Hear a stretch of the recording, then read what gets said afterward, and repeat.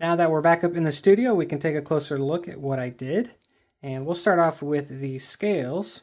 Here is the show side scale. And as you can see, I created some different styled beveled sections. The original just had a thin bevel all the way around, but I wanted to get as creative as I could on this new material. You can see I have a tapered bevel here on the top, here in the front for a better pinch grip. I did a curved beveled section here underneath where you have access to the liner lock. And again, just wanted to get as creative as I could with the bevel just to make it look unique. This large flat section in the center, you can see it's a little bit lighter. So what I like to do when I bevel sections, especially with Richlite, this is the Redstone, I love this material, but I like to put oil or Tung Oil on the scale, wipe it off, let it dry overnight. And then on the flats, I like to do a 320 finish just to have a lighter contrasting look to it. That way the beveled sections are more prominent and they pop out a little bit more. But really happy with the scales. And again, this is the Redstone Richlite. I also love the blue one. I think it looks really good. But you can see there's just a cool textured, kind of freckled or spattered look to it, especially when it's not oiled up. Camera's really not picking it up, but it's really, really cool material. Love this stuff. And I'll leave a link down below where you can pick some up. The liners got a etched and stone-washed finish because I want the overall look of this knife to be darker. I just really like a dark look against the red stone. I think it looks really good. But really happy with the stone wash here. And then I did the blade as well. Really, really happy with the etch and stone wash on this. Definitely darkened it up a bit and gave it a fresh, aggressive cutting edge. And then I gave it a tapered rock pattern texture. And by tapered, this is something I'm trying, something new that I'm trying, but you can see it's heavily textured in the center and then it tapers off towards the front and the back. Really happy with that. And then I also did a tapered rock pattern texture just to match the spine, but really, really pleased with it. And after stone washing the backspacer, I then did the texture to really let that shine and pop. And to match that gold anodized titanium backspacer, I went ahead and heat anodized the hardware a nice bronze color because I think this color complements the redstone very, very well. So I think that's pretty much it. What I'm going to do is assemble this thing, and we'll talk a little bit more about why I didn't include the pocket clip. But let's assemble this thing and see what it looks like.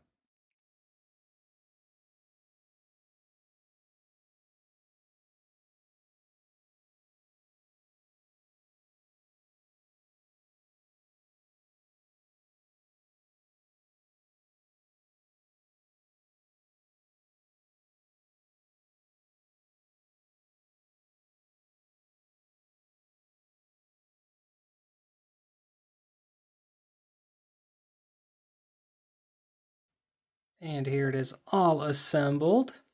Really, really happy with it. And I could not be happier with the outcome of the heat anodized bronzed hardware because I think it looks really good against the Redstone Richlite.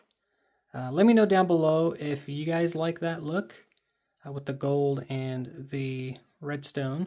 It's more of a burgundy really, but I think it looks really good. A very nice royal look to it. But here is the backspacer. Definitely pops against the etched and stone washed liners. Again, wanted this knife to be on the darker side. But here is the pocket clip side, or what would have been the pocket clip side. And before I open this up, the reason I didn't put the pocket clip, just so you guys know, there's no issues with the pocket clip. I think it's a really, really great pocket clip. Works well, no hot spots. However, I wanted this knife to just kind of slip into pocket, and I have a Arc Company little pouch that I wouldn't say I specifically customized this knife for it, but this knife will easily slide into it. So I kind of want to treat it like a slip joint. Obviously it's not a slip joint, but that's the reason why I didn't put the pocket clip. But this is what it would have looked like. And eventually I probably will put this pocket clip on there, and I will anodize it gold to match the back spacer. And I'll definitely do a tapered rock pattern texture, but for the time being, I'm leaving the pocket clip off. And earlier, like I mentioned, the reason I left it a little bit thicker was because since there is no pocket clip, you can just get a fuller grip. And again, there was no hot spot, but there's no chance of a hot spot now that the pocket clip's not there. But really, really comfortable. Overall, this knife is awesome. I really, really love the Callisto. It's a great little EDC size. Not a very large knife, but really, really love this thing. And the action's really good. Action's very good. Super smooth, writing on bearings. But love this knife overall. And I love it even more now that it's a custom in my own personal collection. Here it is with the blade opened up and with that really beautiful etched and stone washed finish on the blade. Here is the other side.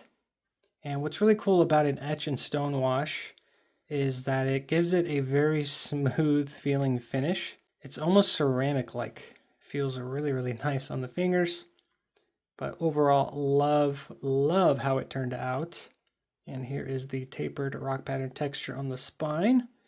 It didn't have any jimping. It didn't need it, but this definitely lets you get a little bit better purchase or grip with your thumb on the spine. And the rock pattern texture feels really good. As always, you guys, let me know down below what you guys think of how this thing turned out. One little thing that I did, just a little extra touch, was the liner lock had a beveled edge. So what I ended up doing was giving that a really small rock pattern texture. Of course, I tapered it towards the front and the rear to match the back spacer and spine. So just a little extra something on this build just to make it that much more unique. Love this thing. Highly recommend you pick one up just because I think it's just a fantastic knife. I'll leave a link down below where you can go pick one up. Oh, and quickly want to mention that I upgraded the hardware. So the pivot was a T8. The body screws and the pocket clip screws were T6. I have them right here. There wasn't anything wrong with them. I just wanted to, I was curious to see if T8 would fit from my little Civivi pocket clips that I purchased off of Amazon. They come with extra hardware. I'll leave a link down below to that pocket clip. I decided to take that extra hardware. This is what it looks like. It's a T8, but I was curious to see if it would fit, and it fit. The thread is exactly the same, so that is one upgrade I did on this knife. I also gave this blade an extra sharpening choil. There was nothing wrong with the original choil. I just don't trust myself with a plunge line that close to the edge, only because my sharpening system won't really allow me to get that close. But again, made it just a little bit larger for me. Again, nothing wrong with the original. I'm not sure if you guys know or you guys are keeping up with Orbital Knives. They're still very new, but Eddie from Orbital Knives is making a XL version of this, and I'm really excited about it. So I will definitely be getting one of those and customizing one of those as well. Again, love this thing. I think it's great and highly, highly recommend it. But there is the custom Orbital Knives Callisto. As always, thank you for watching. I really appreciate the support. And I will see you guys on the next one.